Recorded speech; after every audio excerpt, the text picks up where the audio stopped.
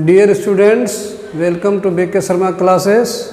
तो आज हम लोग सीखेंगे कि गोलीय दर्पण में प्रतिबिंब का पता लगाना, कि गोलीय दर्पण में प्रतिबिंब कैसे बनता है, कहाँ पर बनता है ना।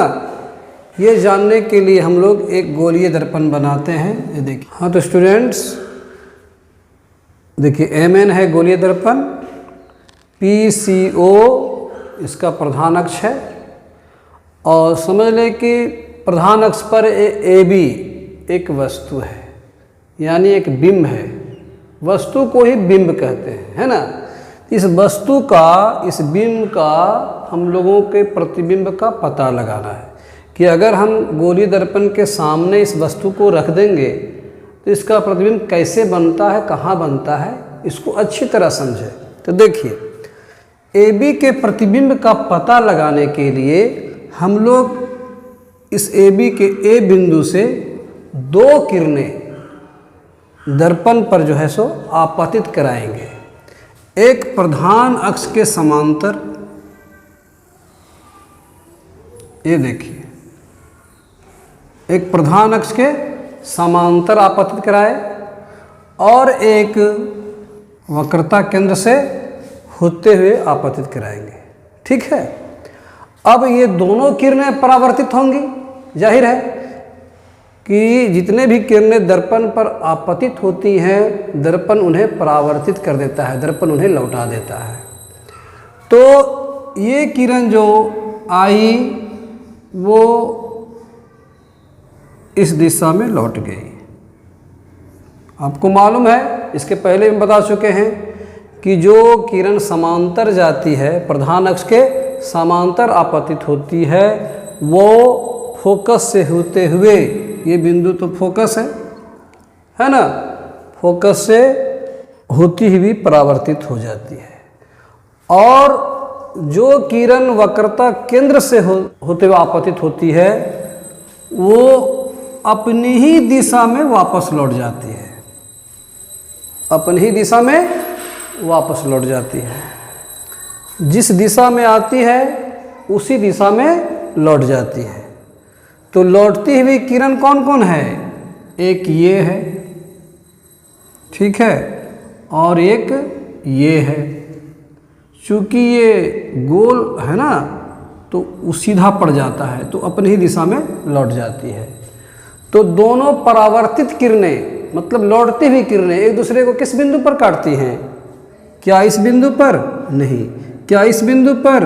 नहीं। क्या इस बिंदु पर?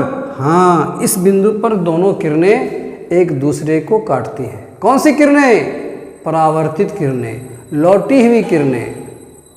तो परावर्तन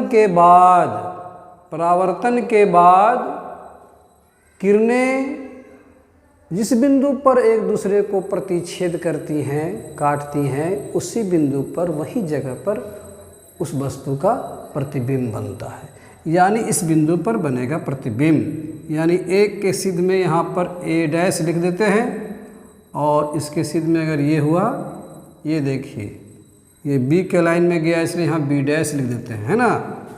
तो AB बिंब यानी वस्तु बिंब AB का प्रतिबिंब बना A' B'।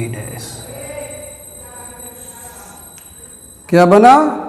A' B'। अब बात समझ में आ गई कि गोलीय दर्पण के सामने रखी हुई वस्तु के प्रतिबिंब का पता लगाने के लिए वस्तु से दो किरणें दर्पण पर आपतित कराई जाती है। एक किरण प्रधान अक्ष के समांतर आपतित कराई जाती है, और दूसरी किरण वक्रता केंद्र से होते हुए आपतित कराई जाती है। ये दोनों आपतित किरणें परावर्तित होती हुई एक दूसरे को जिस बिंदु पर काटती हैं या काटती हुई प्रतीत होती हैं, उस बिंदु को या उसी बिंदु पर उस वस्तु का प्रतिबिंब बनता है।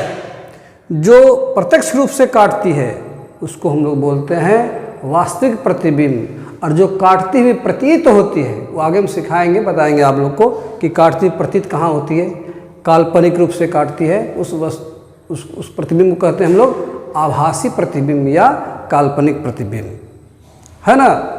तो मोटा मोटी प्रतिबिंब की अगर परिभाषा पूछा जाए तो हम लोग इसके आधार पर, अभी परावर्तन के आधार पर, अपवर्तन के आधार पर भी प्रतिबिंब बनता है, लेकिन परावर्तन के आधार पर हम लोग क्या बोलेंगे कि वस्तु से दर्पण पर आपतित होने वाली किरणें परावर्तित होकर एक दूसरे को जिस बिंदु पर प्रतिच्छेद करती हैं या काटती हैं वहीं उस वस्तु का प्रतिबिंब बनता है ना। अगर वास्तविक रूप से काटती हैं तो वो वास्तविक प्रतिबिंब कहलाता है, और अगर काटती प्रतीत होती हैं तो वो आभासी प्रतिबिंब कहलाता है। ठीक है, इसे एक बार हम लिख देते हैं इसको। हाँ, तो स्टूडेंट्स जिस बात को हमने बताया उसको हमने लिख भी दिया है कि गोलीय दर्पण के सामने रखे बिंब यानी वस्तु के प्रतिबिंब का पता लगाने के लिए बिंब से दो किरणें, एक प्रधान अक्ष के समांतर और दूसरी वक्रता केंद्र से होती हुई दर्पण पर आपतित कराई जाती हैं। दोनों किरणें परावर्तन के बाद एक दूसरे को जिस बिंदु पर काटती हैं अथवा काटती हुई प्रतीत होती हैं उस बिंदु पर उस बिंब का प्रतिबिंब बनता है। यदि किरणें वास्तविक रूप से काटती हैं तो वास्तविक प्रतिबिंब बनता है, और यदि किरणें कटती हुई प्रतीत होती हैं तो आभासी यानी कि काल्पनिक प्रतिबिंब बनता है, जैसा कि हमने चित्र बना करके आप लोग को समझाया है ना। स्पष्ट है, अब दिक्कत तो नहीं होनी चाहिए। इसको याद रखें, बार बार थोड़ा सा देख लें तो आपको स्मरण हो जाएगा, है ना। ठीक है, ओके। अगली बार हम लोग देखेंगे थोड़ा कि अगर हम गोलीय दर्पण के सामने विभिन्न दूरी पर वस्तु को रखेंगे तो प्रतिबिंब कैसा कैसा बनेगा, है ना। इसको सीखें।